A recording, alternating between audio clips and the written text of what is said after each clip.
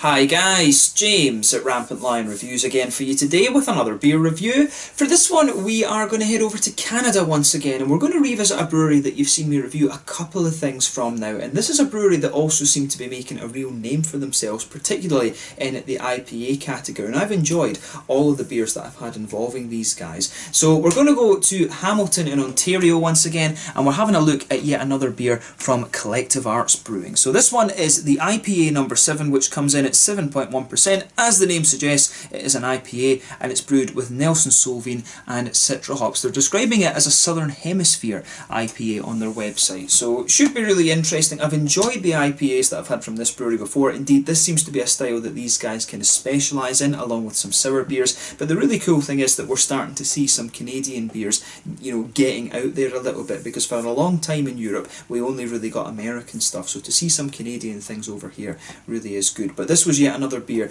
that was released through Systembolaget here in Sweden. This one came in the small partiers on the 26th of April 2019. So really looking forward to trying this one. I enjoy both of the hops in this, so I think it will be a good beer, and as always I hope you guys enjoy my take on this one. Incidentally, this beer had a 96 or a 97 overall in Rate Beer when I checked it out, and it was rated well into the 4 stars when I checked it out on Untappd as well. So yeah, if you want to see more beer reviews, do please consider subscribing to the channel. This video has the links to the brewery website, my other reviews that I've done from Collective Arts Brewing as well. You can check those out. Do please check out the playlist of beers from different countries. There is one there for all the Canadian beers that I've reviewed for you, and as always, please do get in touch and let me know some of the other beers and breweries that you guys would like to see me review. It's always great to hear from you guys that are watching the videos, and the support that you show the channel is hugely appreciated. And if you want to see more reviews, do please consider subscribing to the channel. But anyway, to tell you a little bit about Collective Arts Brewing then. So as I mentioned earlier, Collective Arts Brewing are based in Hamilton in Ontario, and they were founded back in 2013 by Matt Johnson and Bob Russell. So Matt comes from a marketing background, and he'd worked in the beer industry for a number of years, also working at Moosehead, who are one of the big lager producers over in Canada. Actually, that was one of the first Canadian beers that I ever tried, now that I think about it. But Bob came from a branding background, and he ran his own businesses doing different kind of graphic design and consulting and things like this, from what I understand. But the brewery are based in the former brewery of Lakeport Brewing Company, which is leased from the Hamilton Port Authority, and they share this facility with Nickelbrook Brewing, and collectively it's known as the Arts and Science Brewery. But the current brewmaster at Collective Arts Brewing is Ryan Morrow, and he's also the brewmaster for Nickelbrook Brewing, and he's worked for them since 2006. But the whole idea behind this brewery was apparently to bring together local artists, musicians, filmmakers, photographers and restaurateurs and stuff like this, all through the sociability of craft beer, hence the name Collective Arts. And when you go to their pub, you'll get the Nickelbrook beers on tap, of course, but you'll also get the Collective Arts beers. But you've got lots of different artworks and photographs and prints and things like this that are sold by these local artists and stuff. And all the artwork that you'll find on the Collective Arts beers as well is designed by the artists whose artwork is on sale in the brewery as well. This particular artwork is known as the Infinity Symbol, and I forget the name of the artist who actually produced this, but all of the beers, even the kind of core range beers that they do, you will find these with different labels and things, because there's so many artists kind of working with these guys. But a very kind of cool concept. I guess this is all centred around the whole hipster culture that you have with craft beer, you know, viewing it as an art form and sort of things like this. I view it from a kind of foodie perspective. I just like all the different flavours and stuff like this. But yeah, a really interesting brewery, this one, and as I say, very cool to see Canadian beers kind of getting out there a little bit more over here in Europe. But they've got a core range of beers, they've also got a limited range of beers, and you can check all those out in the brewery website in the description below. But yeah, let's get on to the actual tasting of this beer itself then. We can get rid of the brewery notes. As I mentioned earlier on, this one is a 7.1% IPA. I think it's going to be a New England IPA actually, but it's hopped with Citra and Nelson Sauvin. As you can see, this artwork is really quite nice actually. Apparently, according to the website, it is called the Infinity Symbol, and again, I apologise for forgetting the name of the artist on this one. I think it's, I don't know if that's it on the side there, Jean. I think this is his artwork there, but you can have a look at his artwork there. It has a website on the side there where you can go and see all the different artwork, I'm guessing. But yeah, IPA number 7, as I mentioned, 7.1% hopped with Nelson Sauvin and Citra. One New Zealand, one American hop there. So without further ado, let's get this guy out and we'll get on with the tasting. And I do like that, how actually it has the Swedish pant on the side as well. Or yeah, that's the Swedish one. The Norwegian one is a little bit different actually. But let's get it out and we will get on with the tasting. And a little bit of fizz rather, as we open it up, and we'll get it out and into the glass. Oh yeah, definitely New England style IPA, this one. But yeah, this can is a 473 milliliter can, which I believe is an American pint. But yeah, let's see how we get on with this one. So as you can see, and as you would expect, this beer's poured a very nice hazy yellowy colour. If I hold this up to the light, there is a little bit of an orange tint to it, but mainly it is more of a yellow colour. This one, if I put my fingers behind the glass there, you can see it is completely hazy, this beer, which isn't a surprise considering it's a New England IPA. There was about a 2/3 finger of a frothy white head, a little bit bumpy. But yeah, it's going to fade away and be a very thin, foamy layer, that one, quite quickly. One or two big bubbles sticking towards the side of the glass, and a few little ones just heading up towards the bottom of that head there. But you know, overall, it looks pretty nice, but nothing particularly surprising about the appearance of this one when you consider that it is a New England IPA. Although, as I say, it didn't say on the can that it was a New England IPA. But yeah, let's take a closer look at the aroma and see how we get on. But I will say, when you open this one up, if you're used to these kind of hops, you do get an idea that it is Nelson and Citra in here already. The telltale signs are already there. It says it on the can, but you know, you do get that out of this beer already. But yeah, with this one, nice kind of smooth malt base to this beer. You can definitely smell some of that oaty kind of creaminess in there. There's definitely a little bit of wheat malt in this beer, I think, and you can smell that nice smooth white bready wheaty quality. The oaty creaminess, as I mentioned, is there in abundance. You've got a little bit of a kind of biscuity sweetness in there too, actually. Yeah, there's definitely a little bit of a kind of biscuity. It reminds me a little bit of McVitie's digestives and things like that. Yeah, I think McVitie's Digestives is a good descriptor for that. I'm not sure if those are actually available in Canada. I would assume that they are, because I'm pretty sure I've seen them in America, so probably they are available over there. But it really has this kind of biscuity sort of aroma to the nose as well, which is kind of interesting. So the malt base is pretty much what you would expect from a New England IPA. You know, a little bit wheaty and white bready, a little bit oaty and creamy, but also just a little touch of sweetness in there, and that'll be the parts that are kind of covering up the alcohol in this beer. But yeah, the green side of the hops is really quite nice as well. You've got a good little bit of a floral aromaticity to this one. You can smell it's almost a little touch spicy actually. I think that comes more from the Citra than it does from the Nelson Sauvin. From memory, but you've got a nice little bit of a grassy kind of freshness there as well. But of course, when it's these two hops that you have in here, it's all about the fruity side of things. So there's mangoes straight away. That is the telltale sign of the Citra. The Citra is a big mango hop, but it's got a good level of complexity to it, and you're also getting these kind of green, white, grapey sort of things out of it, and that's the telltale sign of the Nelson Sauvin. The Nelson Sauvin hop is so distinctive. It's you know, it's beggar's belief actually. But the Nelson Sauvin is an awesome hop. There is a little bit of a kind of, I think there's a little touch of a kind of gooseberry thing in here. That can be one of the complexities that you can get from the Citra, but that said, you know, the Nelson Sauvin is going to give you the impression of gooseberries to some degree, particularly when you've got the Citra mixed in there with it as well. But there's a little bit of lychee in there. I think there's a little touch of a kind of lemony sharpness to this one, maybe even a little bit of a limey character as well, to be honest with you. But yeah, when you think about the hops that are in this one, the thing that's surprising is that there is that little limey sharpness to it. But you know, that is something that you can get from Citra when you mix it with certain things. But to me, the prominence of that is a little bit surprising actually. But you know, these two hops that are in here, everyone knows these hops, to be quite honest with you. You know, they are quite well respected hops and, you know, revered hops in a certain sense. But yeah, the aroma of this one isn't surprising, but it's nicely balanced, nice little bit of floral aromaticity, as I said, a little touch of spiciness to it, the kind of smooth and sweet malt base, and also some of these nice juicy fruits as well. So if you know these two hops, you're not going to be overly surprised by the aroma of this beer, but I think it's quite nicely balanced as well, particularly when you open up the can actually. So let's have a taste of this beer then and just see how we get on. So this one is the IPA number 7, a limited release beer from Collective Arts Brewing in Hamilton in Ontario over Canada. Like I said, one of the small party releases we got here on the 26th of April 2019 in Sweden. Let's get stuck in. Slanje, skål.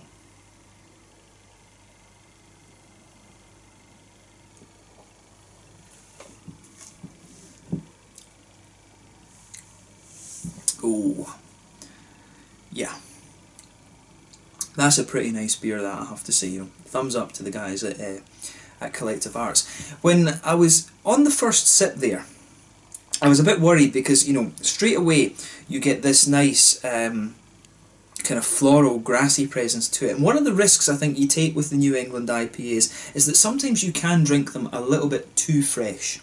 So if you drink a New England IPA straight away, it's just, you know, it's just overloaded with the green side of the hops. I think you need to let these beers kind of sit for a month or so before you actually drink them, because it just lets the flavour mellow out a little bit. For me, the New England IPA is supposed to be creamy, smooth and fruity, but if you drink them very early, you do get the green side, the floral and grassy side of the hops just overpowering everything else. And on the first sip there, I was a little bit worried about this, but this beer really smooths out quite nicely, and you can never judge a beer on the first sip either. That's the kind of rule that we should make, to be honest.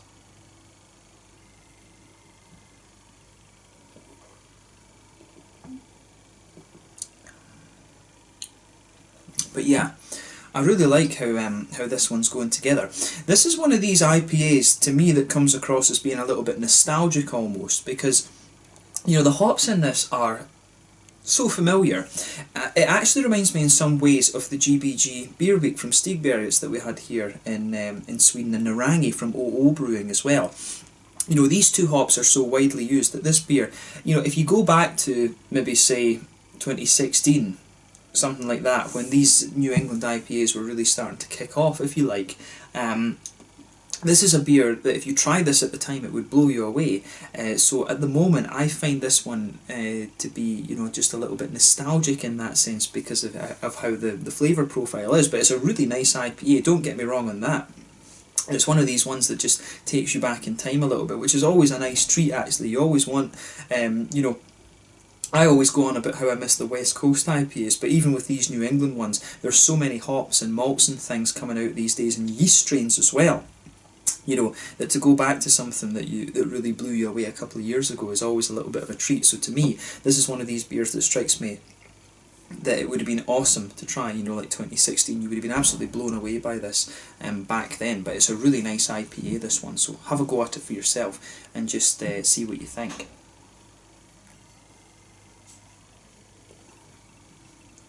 So yeah, with this beer then, it's definitely all about how these flavours kind of mould together actually. So in the middle of your palate, you can feel that nice, smooth, white bready, wheaty quality. That blankets the middle of your tongue. On top of that, you start to get the oaty creaminess, and the oatiness in this beer is actually sweet to a certain degree. But then I'm finding the oatiness just dies away the further you go into the aftertaste. But in the centre of your palate, you definitely get a little touch of a kind of biscuity sweetness to this one. Like I mentioned, McVitie's Digestives is really what kind of sprung to mind with the aroma, and that's kind of that's sticking in my mind actually when I try the flavour of this beer.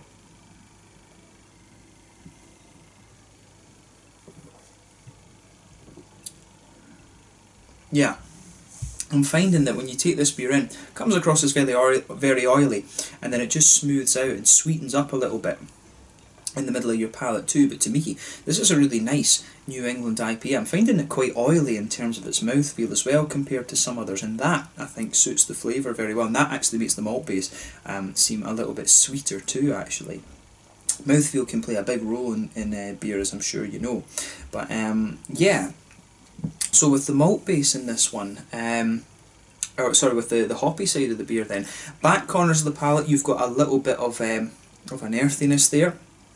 As you come further forward along the side of your tongue, that it smooths out a little bit, but then as you move towards the front corners of the palate, you can feel the beer getting more and more kind of floral. It's not quite as spicy as you might have thought from the aroma, but there is a little touch of spice there, just at the front corners of the tongue. But then round the very front curve of your palate, you've got a nice little kind of grassy, you've got a nice little bit of a kind of grassy ester to this one too, which is quite nice. Behind the front curve of the palate, you've got that nice oily bubble where all the juicy fruity esters start to come out of the beer. And again, this is one of the things when you know these hops as well as I do, to be honest, it's not surprising how this one goes together, but it goes together really quite well.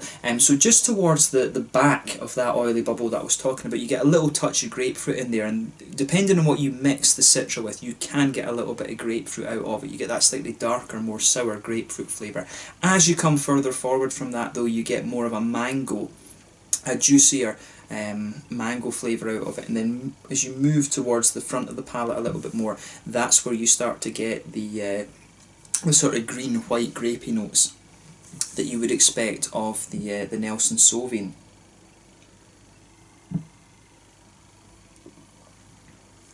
But yeah, this beer goes together really quite nicely. As I say, it's a little bit nostalgic for me, this one, but I really like that about it.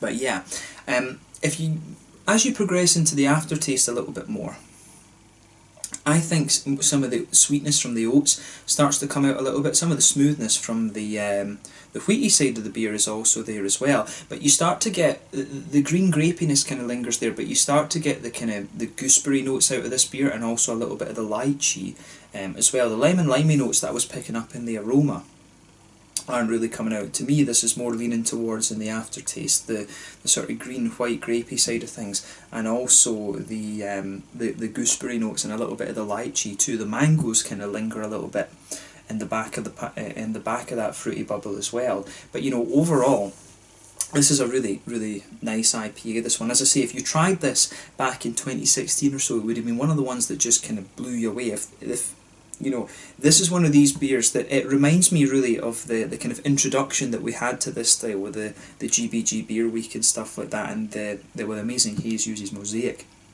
Anyway, but you know, this beer is really, if you've never tried a New England IPA before, this would be almost like the ideal introduction beer to that. It's got a really nice smooth mouthfeel to it. It reminds me a little bit actually of Omnipollo Fata Morgana. It does remind me of that one a little bit, to be honest. But yeah, as I say, if you'd never tried a New England IPA before, this is one of the ones that really would kind of introduce you to the style quite well. If you put this beer back in 2016, it would be one of the ones that everyone was raving about, actually. So it's a little bit of nostalgia in this beer, but to me, that's a nice thing to have every so often. So well done to the guys, Collective Arts Brewing. This one gets a big thumbs up from me. So yeah, if you like the kind of more classic, I guess you can say now. It's strange to say that about a style that's only been around a couple of years. If you like the more kind of classic New England IPAs, then this is one I think that is going to suit you nicely. I've always been a huge fan of the New Zealand hops since I was down there in 2015, because you know, the New Zealand hops always had this lovely oily, fruity, juicy quality about them, which I thought was really pretty awesome. But yeah, this beer for me is one of the more oily New England IPAs I've had. So let's talk about the mouthfeel a little bit. So for me, this is a kind of mid-bodied New England IPA. The carbonation is very smooth, really oily for the style, in my opinion at least. But you've got a little bit of creaminess in there from the malt base, a little bit of sweetness as well, I would say. Nice little bit of hoppy bitterness, but I think you're only talking about 30-ish IBUs for that, which is normal for the style. Lovely juicy fruity qualities to this one, but also, you know, some nice, just a nice smooth sweetness and a little bit of hoppy bitterness. This is a very well, it's one of these beers where it's all about how the flavours go together, but it's quite a nostalgic beer for me, this one. I've repeated that a few times in this video, so I won't do it anymore. But yeah, just a really nice take on the New England IPA style, and one that definitely takes you back to about 2016 or so. But let's leave it at that for this one. So this one is the IPA number 7, brewed with Citra and Nelson Sauvin from Collective Arts Brewing in Hamilton in Ontario in Canada. Just a really nice beer, this one, and I'm glad that I was able to review this for you. So once again, thank you for watching my beer reviews. Until the next time, please like, subscribe, share, all the usual YouTube stuff. Let me know your own thoughts on this beer in the comments section below. Let me know what your favourite beers are from Collective Arts Brewing, and I'm sure I'll catch you guys very soon with more beer reviews. Make sure you try some of their beers, and I will see you soon with more of these beer reviews. Until the next time, stand just now, and I'll catch you guys later. The IPA number 7, from Collective Arts Brewing in Hamilton in Ontario. Slàinte, Scoil, Santé.